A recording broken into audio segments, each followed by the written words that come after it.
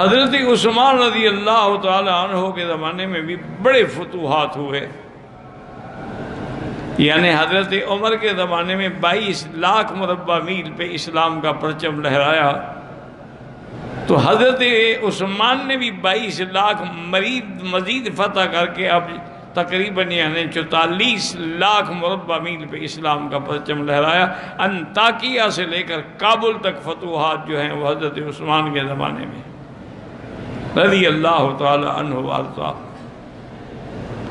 اسی طرح سیدنا عثمان غنی رضی اللہ تعالی عنہ نے حضرت معاویہ رضی اللہ تعالی عنہ کو حکم دیا کہ بحری بیڑا تیار کریں۔ اب یہ بیڑا تو حضرت معاویہ نے بنایا، لیکن حکم حضرت عثمان کا تھا 28 ہجری میں۔ حضرت معاویہ رضی اللہ تعالی عنہ نے ایک بہت بڑا بحری بیڑا بنایا۔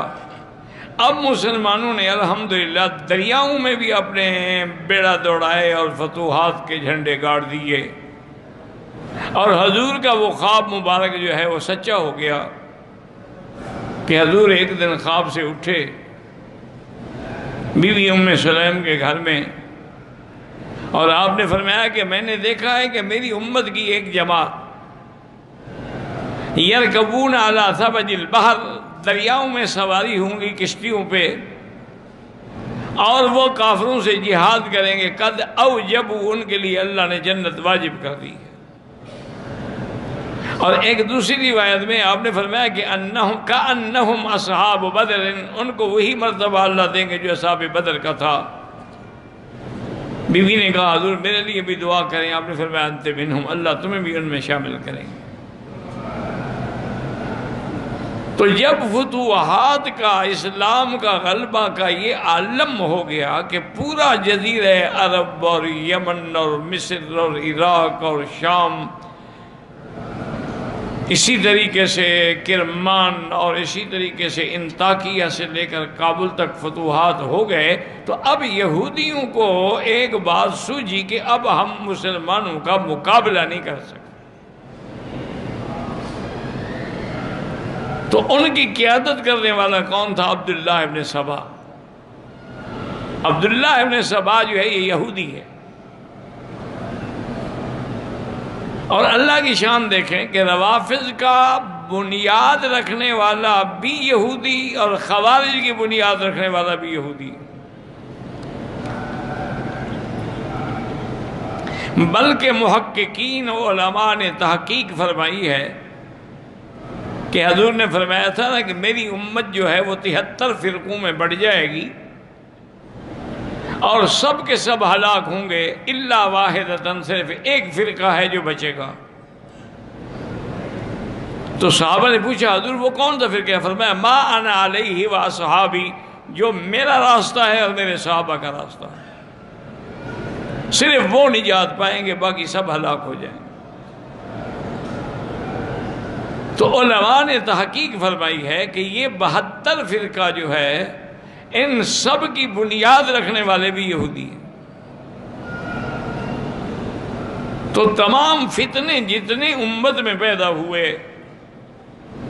روافض کے تھے، خوارج کے تھے، معتزلہ کے تھے، قدریہ کے تھے، کرامیہ کے تھے، مشبہہ کے تھے، یہ سب فتنوں کی بنیاد رکھنے والے یہودی ہیں۔ تو عبداللہ ابن سبا نے مشورہ کیا کہ بھی اب ہم مسلمانوں کا مقابلہ نہیں کر سکتے، اب ایک حل ہے کہ ہم مسلمان ہو جائیں اور مسلمانوں کی جماعت میں شامل ہو جائیں، اور مسلمان بن کے ہم وہاں ایسی تحریکیں چلائیں کہ ان کو کمزور کریں۔ تو عبداللہ ابن سبا اور اس کے ساتھی مسلمان ہو گئے،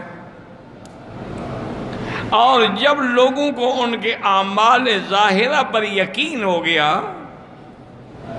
کہ یہ تو بڑے پکے مسلمان ہیں، جیسے قادیانی ہیں، نمازیں بھی پڑھتے ہیں، روزے بھی رکھتے ہیں، حج بھی کرتے ہیں، عمرے بھی کرتے ہیں۔ ایک دفعہ بڑا عجیب واقعہ ہوا، شاید میں نے پہلے بھی کبھی عرض کیا کہ کہ مولانا منظور چنیوٹی رحمت اللہ علیہ بڑے مجاہد تھے، مناظر تھے، ساری زندگی انہوں نے ختم نبوت کی حفاظت کی اور ان کے دشمنوں سے ہمیشہ مناظرے کیے، مجادلے کیے، مباہلے بھی کیے۔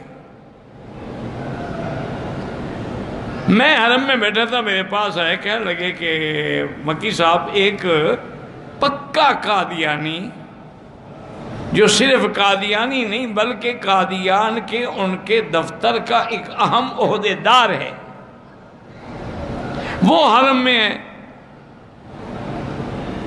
میں نے پولیس کو بات کی تو وہ میری بات ہی نہیں سنتے، حالانکہ حکومت نے یہ فیصلہ کیا تھا کہ مولوی منظور چنیوٹی صاحب جس کے بارے میں کہہ دیں کہ یہ قادیانی ہے، اس کو فوراً ملک سے نکالا جائے۔ انہوں نے کہا، میں نے بات کی، انہوں نے کہا جی ہم تو کچھ نہیں کر سکتے، آپ بادشاہ کو لکھیں یا آپ گورنر کو لکھیں، ہم ایسے تو نہیں پکڑ سکتے۔ اب کیا کرو؟ انہوں نے کہا مکی صاحب میرا تو بالکل دل جل گیا۔ میں نے کہا حضرت ناراض نہ ہوں، بڑا آسان حل ہے۔ وہ کہہ رہے کہ کیا حل ہے؟ میں نے کہا آپ ایسا کریں کہ جہاں وہ حرم میں کھڑا ہونے جا کے اس کو 2-3 تھپڑ ماریں، وہ بھی آپ کو مارنے کی کوشش کرے گا، ہم بھی ساتھ آ جائیں گے، 2-3 طالب اور بھی ہوں گے، ہم اس کو پکڑ لیں گے اگر آپ سے وہ غالب آنے لگا تو جب یہ لڑائی ہوگی تو پولیس پکڑ لے گی نا دونوں کو۔ انہوں نے کہا یہ تو میرے لیے کوئی مشکل مسئلہ نہیں۔ خیر ہم چلے گئے، جاتے ہی ایک مولانا تو جس جوش میں تھے نا، تو اس نے بھی مقابلہ کرنے کی کوشش کی، ہمارے ساتھی نے پکڑ لیا، اس میں پولیس آ گئی، انہوں نے بھی پکڑ لیا۔ انہوں نے کہا کیا بات ہے، اللہ کے حرم میں مقام ابراہیم پہ لڑائی کر رہے ہو؟ بہرحال وہ اس کو پکڑ کے شرطۂ حرم کا جو دفتر تھا نا وہاں لے گئے، میں بھی ساتھ چلا گیا، مولوی صاحب بھی چلے گئے۔ ان کے جو بڑے تھے، رائد تھے، مدیر تھے، وہ بیٹھے، انہوں نے کہا بھی کیا بات ہے؟ میں نے کہا جی مولوی صاحب نے بتلایا ہے، میں تو نہیں جانتا، سچی بات ہے، ان کے علاقے کا مسئلہ ہے کہ یہ شخص جو ہے قادیانی ہے، کافر ہے، یہ حرم میں کیسے داخل ہو گیا؟ حالانکہ قادیانیوں کا داخلہ بند ہے۔ وہ بڑا چالاک آدمی تھا، اس نے کہا حضرت گزارش یہ ہے، یہ بلا وجہ مجھ پہ تہمت لگا رہے ہیں۔ حضور پاک صلی اللہ علیہ وسلم کی حدیث ہے، من صلی صلاتنا واستقبل قبلتنا واکل ذبیحتنا فہو منا۔ یہ حدیث ہے، انہوں نے کہا حدیث ہے۔ انہوں نے کہا دیکھیں میں نماز پڑھ رہا تھا، قبلے کی طرف میرا رخ تھا، آپ کا ذبیحہ کوئی ہو تو منگا کے دیں، میں کھاتا ہوں، پھر میں کیسے کافر ہو گیا کہ میرے ساتھ لڑنے کے لیے آ گئے؟ اب وہ پولیس افسر بھی چکر میں آ گیا، انہوں نے کہا بھی مولوی صاحبان یہ کیا بات ہے، اب وہ تو بیچارہ حدیث پڑھ رہا ہے، گلے میں اس نے قرآن شریف کی حمائل لٹکائی ہوئی ہے۔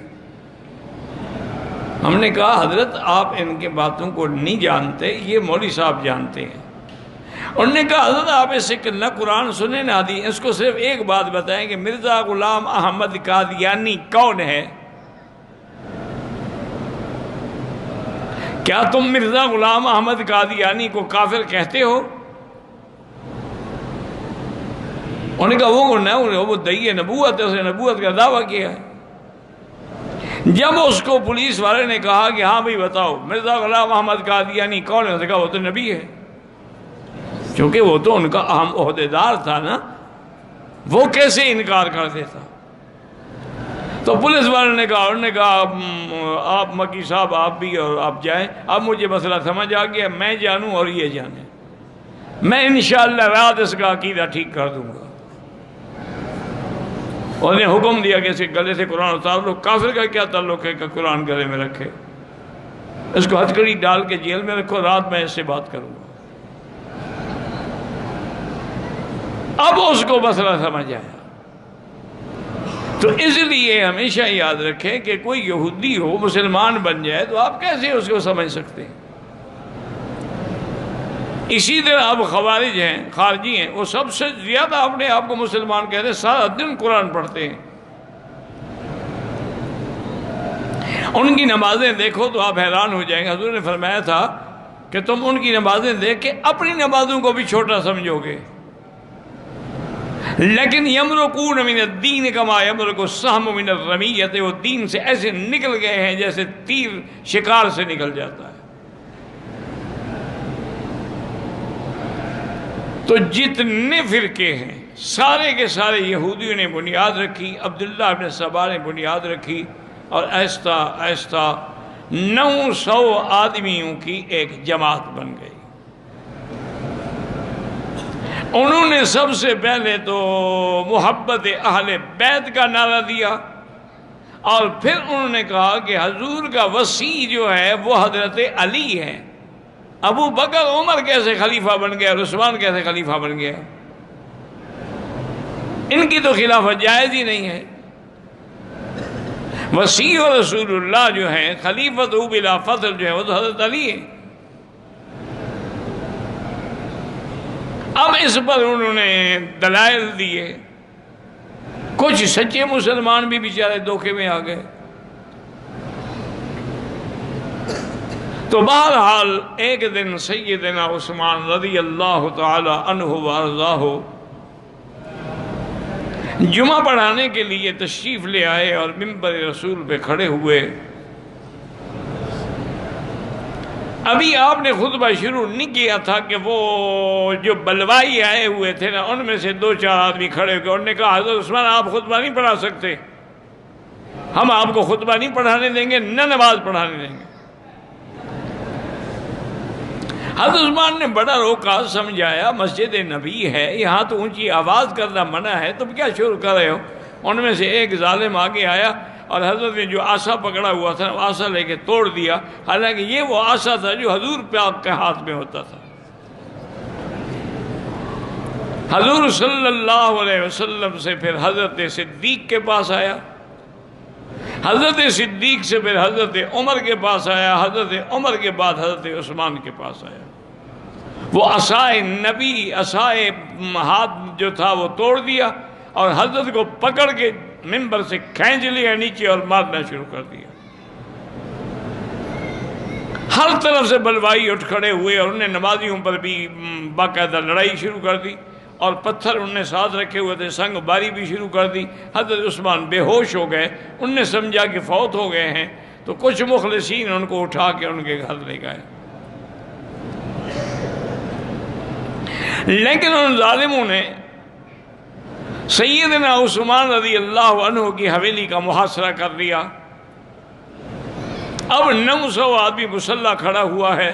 اچھا، خدا کی قدرت ہے کہ حج کا موسم ہے، اکثر صحابہ حج پہ چلے گئے ہیں۔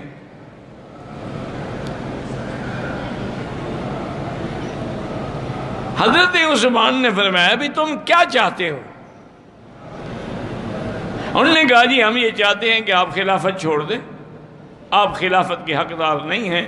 انہوں نے کہا یہ میں نہیں کر سکتا، مجھے آقا نے فرمایا تھا کہ ان اللہ مکمسک قمیصا فلا تخلعہ، اللہ تمہیں خلافت کی قمیص پہنائیں گے، تم اس کو نہ نکالنا۔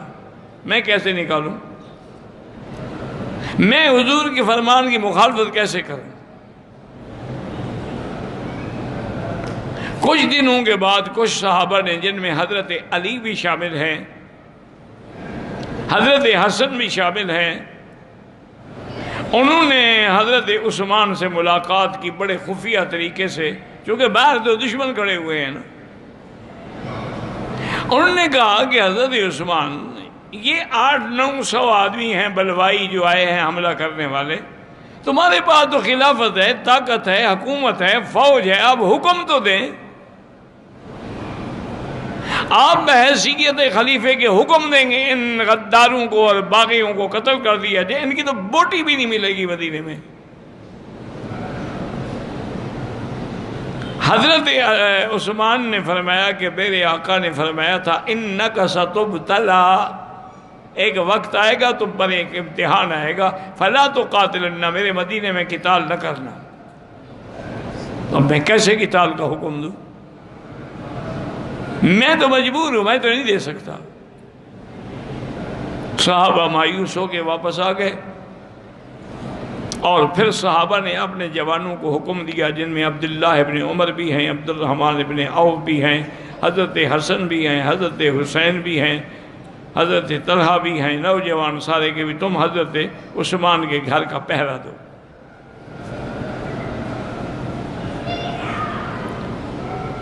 ایک دن سیدنا عثمان رضی اللہ تعالیٰ عنہ اپنے گھر کی دیوار سے باہر کھڑے ہوئے اور باغیوں سے کہا بھی اور قریب آ جاؤ، میری بات سنو۔ وہ اور قریب آ گئے، انہوں نے کہا، حضرت عثمان نے کہ انشدکم باللہ، میں تم سب کو اللہ کی قسم دیتا ہوں، مسلمانوں کو جب پانی نہیں ملتا تھا تو بئر روما کس نے خریدا تھا اور کس نے وقف کیا تھا؟ انہوں نے کہا واللہ انت، تم نے کیا تھا۔ انہوں نے کہا کہ اچھا، غزوہ تبوک کے موقع پر 900 اونٹ اور 100 گھوڑے اور 5 کلو سونا کس نے دیا تھا؟ انہوں نے کہا واللہ انت، تم نے دیا تھا۔ انہوں نے کہا مسجد نبوی کے لیے جب زمین تنگ ہوئی تو وہ زمین خرید کر کے مسجد کو کس نے دی؟ انہوں نے کہا واللہ انت، وہ بھی تم نے دی تھی۔ حضرت عثمان رضی اللہ تعالیٰ نے فرمایا کہ جب تم یہ گواہی دیتے ہو، اور قرآن کو جمع کس نے کیا ہے؟ ایک قرات پہ، چونکہ 7 قراتوں کی وجہ سے اختلاف ہو رہا تھا، حضرت حذیفہ کے بعد میں نے کمیٹی بنائی اور ایک قرات پہ قرآن کو جمع کر دیا جو مصحف عثمانی کہلاتا ہے۔ یہ میں نے کیا؟ انہوں نے کہا ہاں واللہ انت، آپ جامع القرآن ہیں۔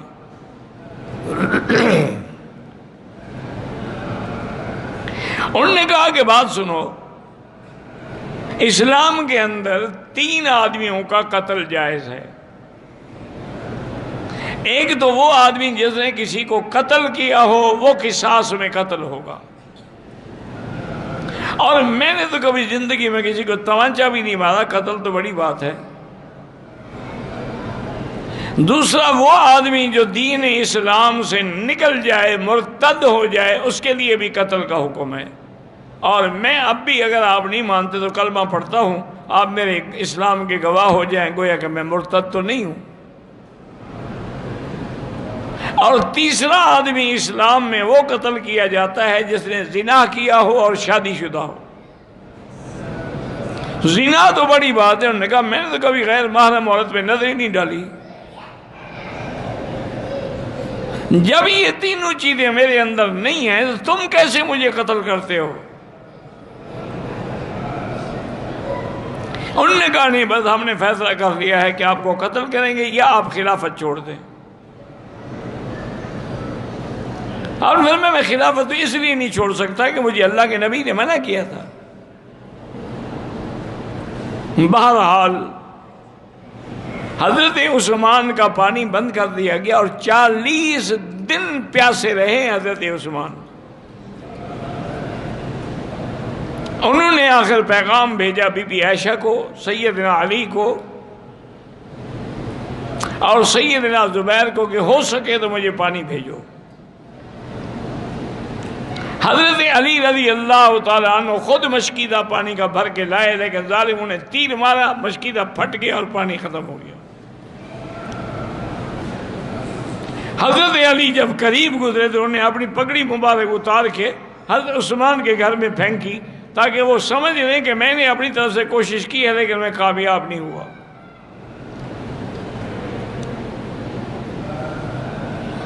ایک دن عصر کے بعد آپ نے اپنی بیوی جن کا نام نائلہ تھا اس کو بلایا اور کہا کہ میں نے ابھی ابھی خواب دیکھا ہے کہ حضور صلی اللہ علیہ وسلم ہیں، ابو بکر ہیں، حضرت عمر ہیں، اور حضور فرماتے ہیں عثمان ہم تو تمہاری انتظار کر رہے ہیں، افطر عندنا، آج ہمارے ساتھ افطار کرو۔ انہوں نے کہا اشارہ ہو گیا کہ میری شہادت کا وقت قریب آ گیا۔ تو پہلی دفعہ حضرت عثمان نے فرمایا کہ پجامہ لے آؤ، میں پجامہ پہن لوں، ہو سکتا ہے کہ بلوائی حملہ کریں، خدا نہ کرے میرا سطر نہ کھل جائے۔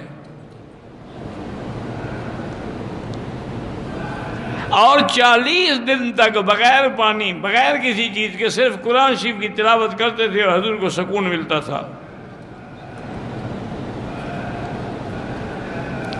حضرت عثمان رضی اللہ تعالیٰ عنہ نے قرآن کھولا اور اسی آیت پہ تھے آپ، فَسَيَكْفِيكَهُمُ اللَّهُ وَهُوَ السَّمِيعُ الْعَلِيمُ، کہ ایک بلوائی دیوار گھر کی دیوار سے پیچھے سے کود کے اندر آیا اور لوہے کی لٹ آپ کے سر مبارک میں ماری، خون بھل بھل بہنے لگا۔ بی بی نائلہ نے روکنے کی کوشش کی، انہوں نے ان کو بھی مارا، ان کی انگلیاں کٹ گئیں۔ ایک ظالم آ کے آپ کے سینے پہ چڑھ گیا، آپ کی داڑھی کو پکڑا اور سینے پہ کودتا رہا، آپ کی پسلیاں ٹوٹ گئیں۔ ایک ظالم بلوائی نے آپ کو تھپڑ مارا۔ اس طرح ہوتے ہوتے حضرت عثمان رضی اللہ تعالیٰ عنہ شہید ہوئے، اور کسی کو پتہ نہیں ہے باہر والوں کو، چونکہ باہر تو انہوں نے حصار کیا ہوا ہے۔ شہادت کے بعد بھی 2 دن آپ کی لاش گھر کے اندر بغیر کسی کفن دفن کے رکھی رہی۔